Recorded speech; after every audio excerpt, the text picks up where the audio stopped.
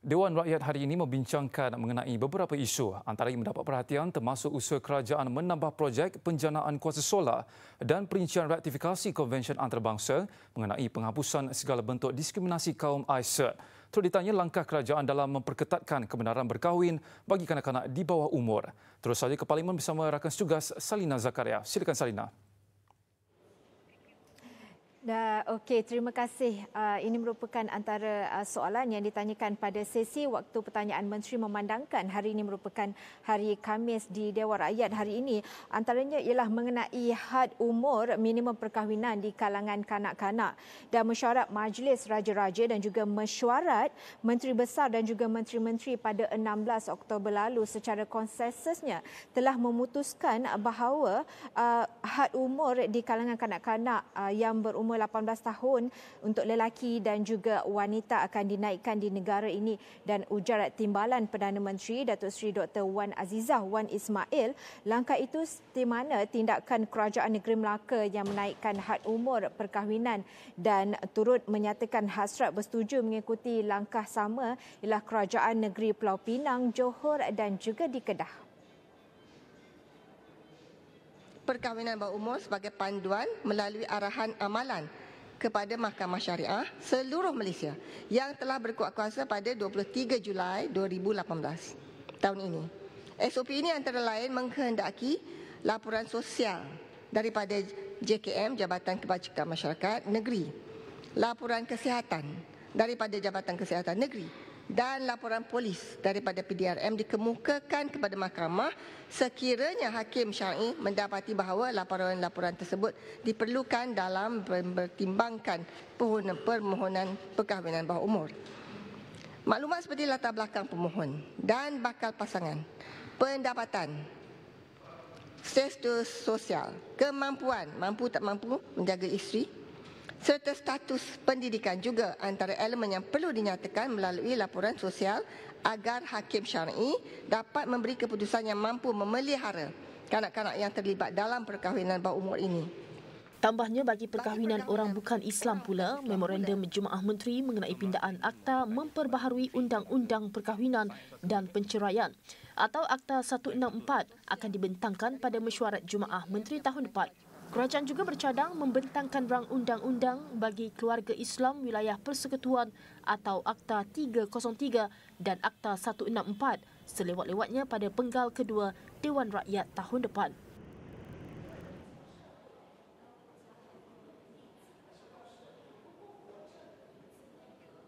Dan kerajaan juga memberi jaminan untuk tidak terburu-buru meratifikasikan Konvensyen Antarabangsa mengenai penghapusan segala bentuk diskriminasi kaum ataupun AISERT.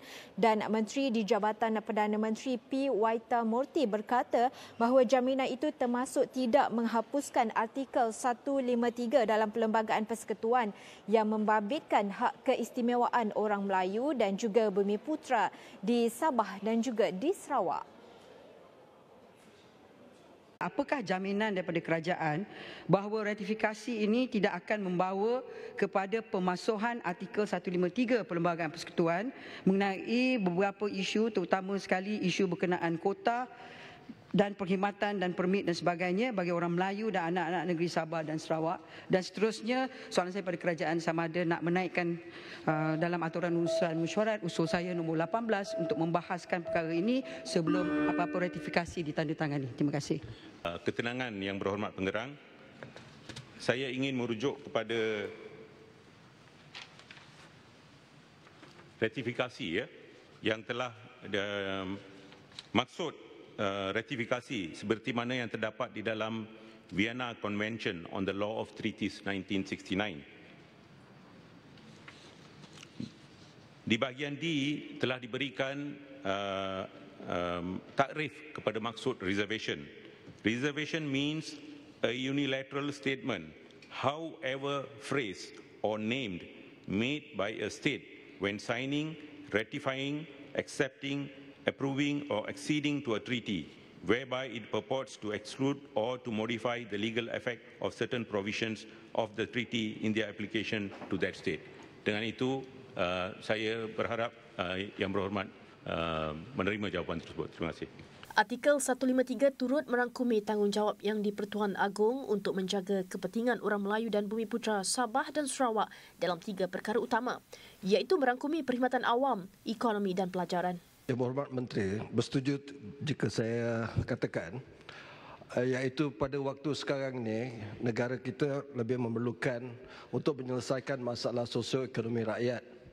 Jadi soal nak pengesahan atau menandatangani ICERD ini bukanlah keutamaan sekarang. Kalau ianya akan menimbulkan porak-peranda, malapetaka, lebih baik kita tumpukan kepada urusan menyelesaikan masalah ekonomi rakyat.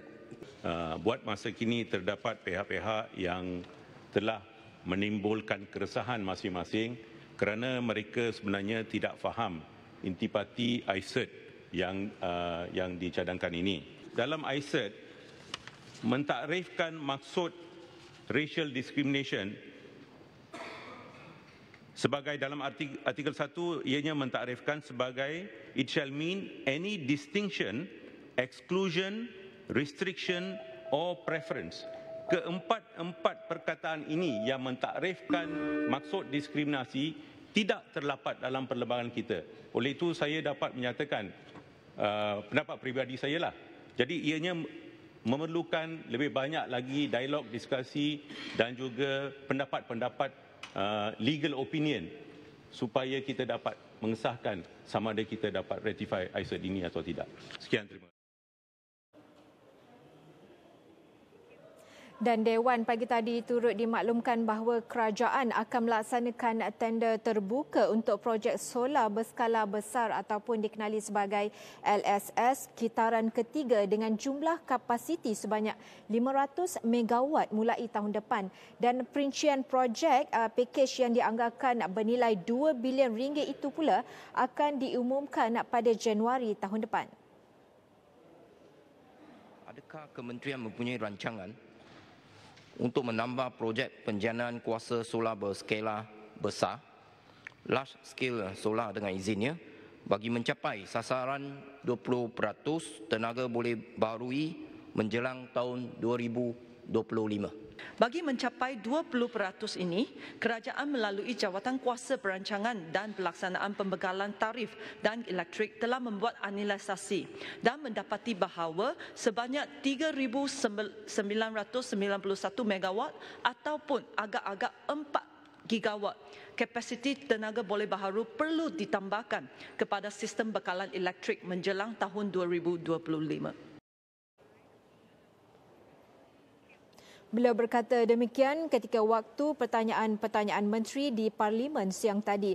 Jelas Biyin impak LSS kepada alam sekitar 20 kali ganda lebih rendah berbanding penjanaan elektrik berasaskan bahan bakar seperti gas dan juga arang batu.